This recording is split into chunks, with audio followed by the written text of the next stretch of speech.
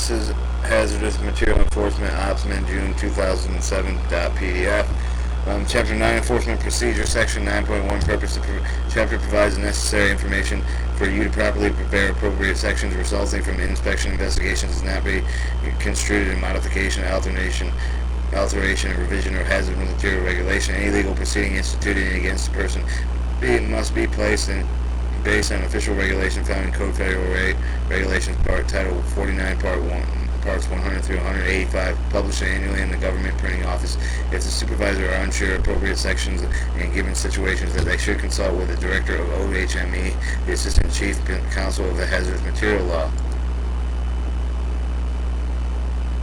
Because of the primary PHMSA enforcement activities is to bring the compliance within the regulation and encourage apparent violators to make remedial actions for their immediate situation, corrective actions to avoid future violations. Encouragement should be included in answering questions, providing information to assist companies and individually understanding regulations, determining what the remedial corrective actions might be taken and shall be explained in satisfactory remedial and corrective actions. Have information of the Office of Hazardous Material Standards, Office of Hazardous Material Special Permits and Approvals, Office of Hazardous Material Innovates Initiative, or Office of Hazardous Material Initiatives and Training, and Office of Hazardous Material Technology, Industrial Association, Standardization and Organization. The basic principle of manufacturing, retesting, reconditioner, repair, reconditioner of the DOT, inspection, UN standard packaging, shipper of the hazardous material, as well as anyone else subject of the HMR is validly responsible for the knowing complying within the regulation. Their responsible is to assist the company and individual in doing so to avoid allegations of consulting or contending any investigation seized on any property. Someone's right you should make it very clear to them. Merely providing advice on compliance or not ordering anyone to do anything since see Section 510 imminent hazardous potential violation. Section 9.2, following the inspection, you shall meet the supervisor to discuss the outcome of the inspection investigation, summarize the areas of non-compliance if they are, and if any were noted. You will be preparing inspection investigation report in IN, and HMIS submit and supervisor receive the final approval of the accuracy of supervisory within 60 days. The REPT shall be prepared in accordance to the procedure prescribed in the manual. Upon receiving the report, your supervisor will review the report and accuracy regulator of the policy procedural issues will verify the report that has been performed according to the manual. Proper violations were noted, and the supervisor will review the evidence submitted in support of the allegation. If the report is incomplete and inaccurate, not the meeting of the desired quality standard, your supervisor shall return to the revision. Section 9.3, the no violation report. Your non-discrepancy is described as inspection or investigation will complete the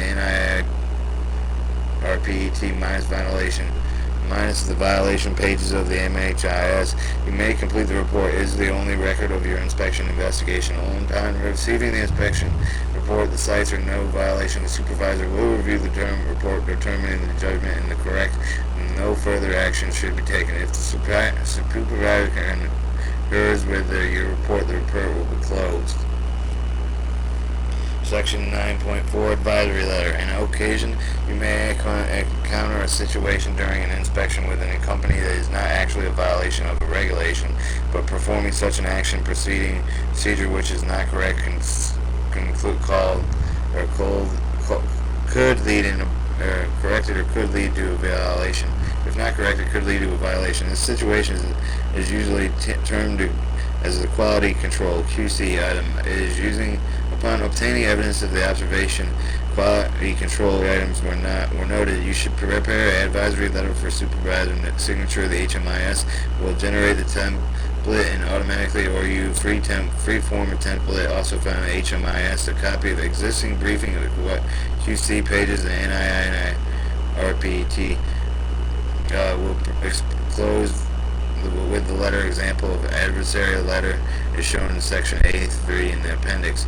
Section 9.5 Warning Letter. When you have advanced resulting in an observation of other sources upon completion of an inspection investigation when probable violations were noted of a less serious nature, your supervisor may advise you to prepare a warning letter. The purpose that you propose the same matter you would prepare a civil penalty HMIS to generate the warning letter.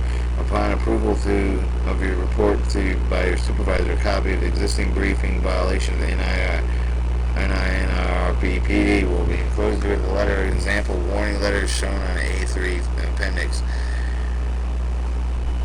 Section 9.6 Ticket for non-compliance. When you have evidence that the violation was occurred and that it corrected effect of safety, or your supervisor may advise you to perform a report of the ticket for non-compliance. The ticket is used as a penalty that is 50% of the penalty as stated in the penalty guidelines listed in Chapter 4, or Title 49 Code Federal Registry Part 107 Subpart D Appendix B Appendix A. A ticket may not be used in the Office of Chief Counsel as declined to issue the civil penalty or in a civil penalty case unless the official Chief Counsel specifically instructs you to do so. The ticketing program is discussed in detail in Chapter 15 or Chapter 14 and in this manual. Section 9.7 Civil Penalty Case. When you are inspecting or investigating has resulted in a probable violation of serious nature of your supervisor will refer the report directly to the Office of the Chief Counsel accompanied by a memorandum of supervisor recommendation. The Chief Counsel has final authority to issue decline the civil penalty action. You will closely with the attorney assigned to handle the civil penalty action, provided technical advice, advice in the capacity of factual witnessing. All original documents will be retained until the Office of Chief Counsel has completed their action. Civil penalty case procedures are discussed in detail in Chapter 10.